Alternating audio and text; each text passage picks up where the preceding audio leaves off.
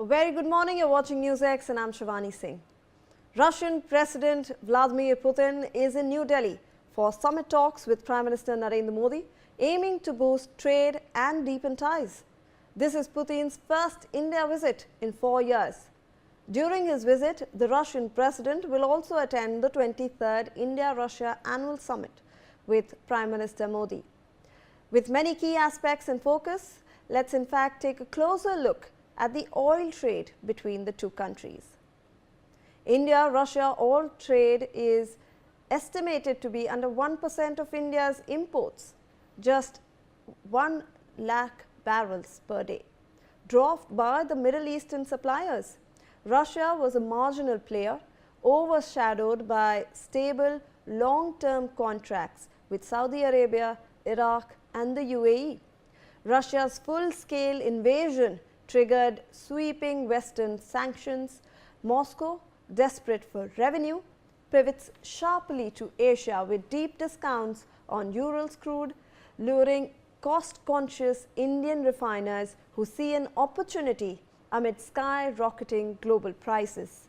Now, imports jump 20-fold from pre-war levels, reaching 0.5 million BPD by mid-year, as India cautiously tests discounted barrels amid global price spikes. Now, private refiners like Reliance and Nayara lead the charge, while state giants observed. Savings of $12 to $13 per barrel, sometimes touching $35, made Russian oil irresistible. India's import bill shrinked despite Brent crossing $120 per BBL, boosting bilateral trade from $13 billion to $40 billion annually and shielding consumers from inflation. Russia captured 21.6% of India's crude basket, overtaking traditional sources. India emerged as Moscow's second largest buyer after China. This marked the first time a non-OPEC, non-Middle East supplier has topped the list.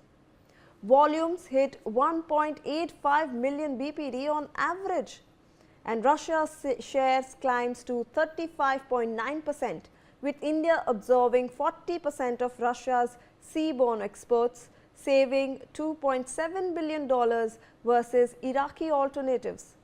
Now, shadow fleets and the rupee-ruble payments become the new normal.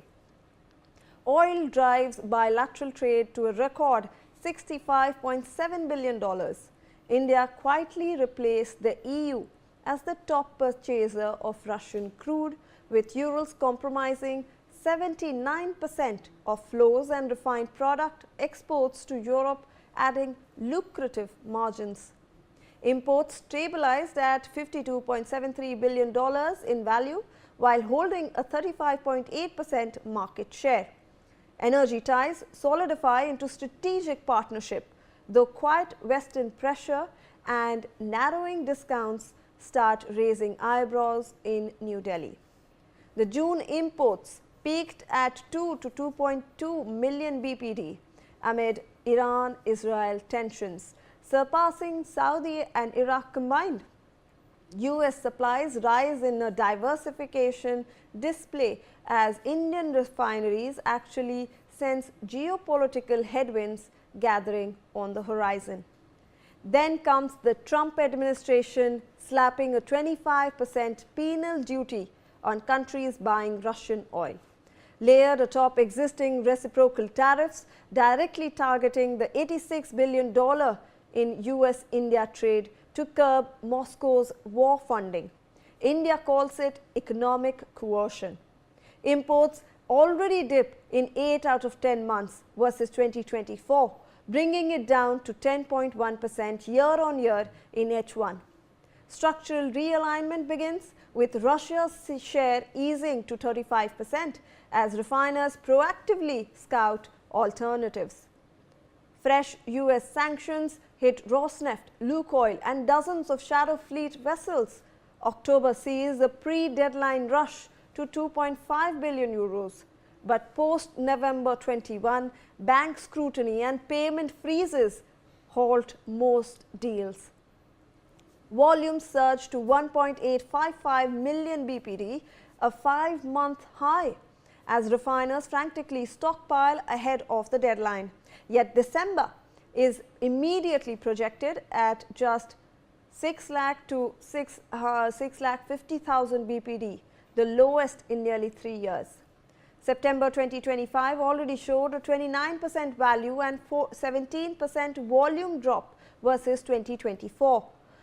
Swift shift to the US, a 10.7% share, Nigeria, Angola and Guyana offset losses, but adds an estimated $6 to $7 billion to India's annual oil bill and squeezes the refinery margins.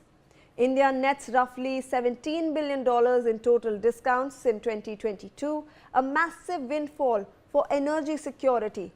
The $100 billion bilateral trade goal by 2030 remains alive through defense, nuclear and corridor projects, while opaque channels and shadow fleets may quietly sustain some Russian flows amid ongoing US-India negotiations.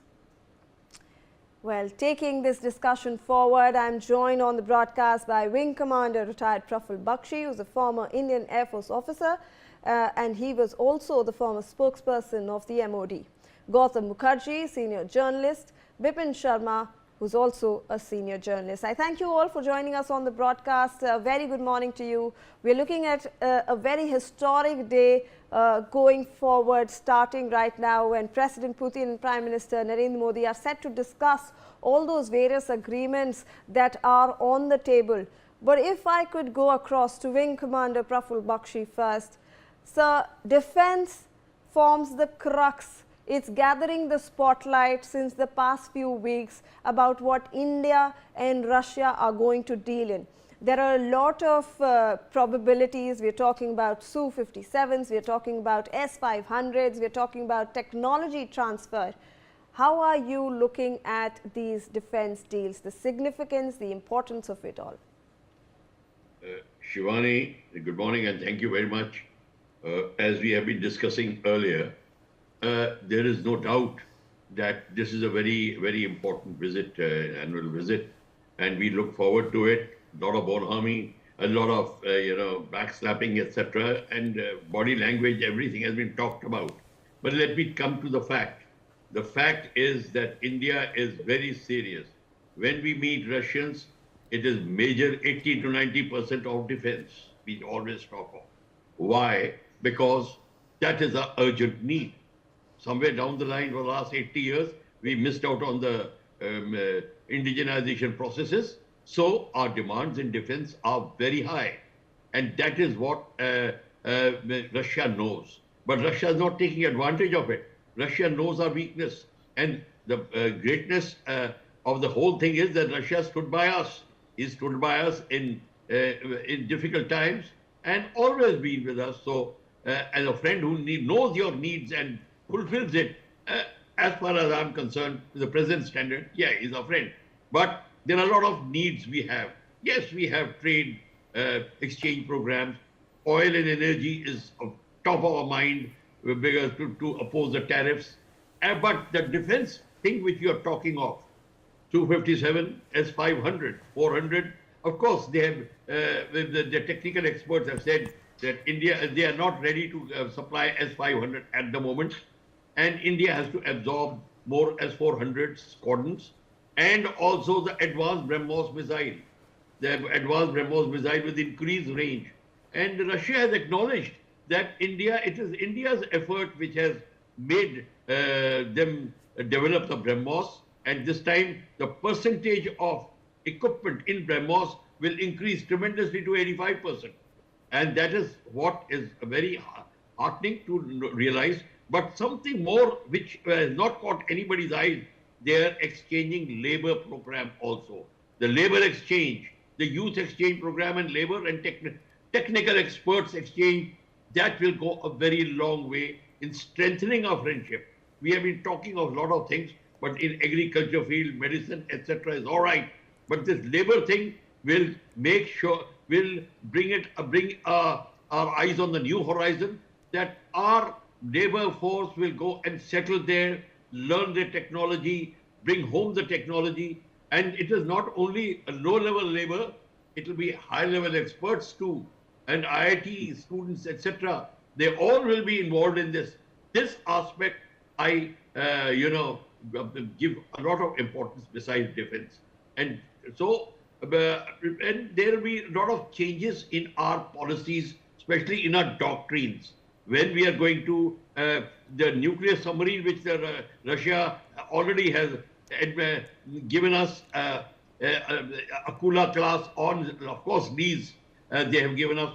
That is going to make a lot of difference because they have promised that now we will be transferring the submarine technology to us. They'll be transferring the engine building technology in all our contracts which we signed with Russia. If we forget this point, that we will have to develop our engines, our efforts will not show any much fruits. We have to make sure. And I am sure the advisors to the Prime Minister are talking about it. Let it not be considered that yes, it's understood. Nothing is understood until you put it on paper. And that has to be done. Russia had offered earlier FGFA, which was shot down because of lack of funds from both sides. Okay, but now what Russia is offering us, Su-57 advanced version, they are ready to make transfer technology, make in India everything, including the submarine technology. We have to absorb this opportunity. We have to take and grab it. If we don't do it, I think we'll miss out. Otherwise, a lot of things are going to come up, but world eyes are on this meet. This aircraft was the most tracked aircraft in the world when it came and landed here. Obviously, everybody is worried. China is worried. So is America. So are other countries. So is Pakistan. So every eyes will be on this. So let's see how we make of it. But Absolutely. India must now draw a list. What are we short of? From the honest rifle upwards, we have to make sure that we don't look back. We have a lot of shortcomings. And let us not, just talk that we are very, very strong. Yes, we are strong, but we have to become stronger and we have to develop more. And that is where this meeting is going to come. And we should not waste time on, other exchanges of good friendship, etc. They are there, all right there. But let us not get carried away on that. Let us concentrate on the meat of the matter. All right. In fact, I'll request my panelists to please stay on with us because the Russian President Vladimir Putin is in New Delhi for his two-day India visit, where he will hold summit talks with Prime Minister Narendra Modi in New Delhi, aiming to boost trade with the top buyer of Russia's arms and seaborne oil as Western sanctions squeeze their decades-old ties. The Russian leader is on his first visit to India in 4 years, at a time when New Delhi is engaged in talks with the US for a trade deal to cut punitive tariffs imposed by Donald Trump on its goods over India's Russian oil purchases. One of the major points of discussion, of course, will be the enduring defense ties between the two countries. Moscow has been India's top arms supplier for decades and has said that it wants to import more Indian goods in an effort to grow trade by $100 billion by 2030. There are also other topics that both the leaders are expected to hold talks on. Joining us live right now on the broadcast is our senior executive editor, Megha Sharma. She's live from the Hyderabad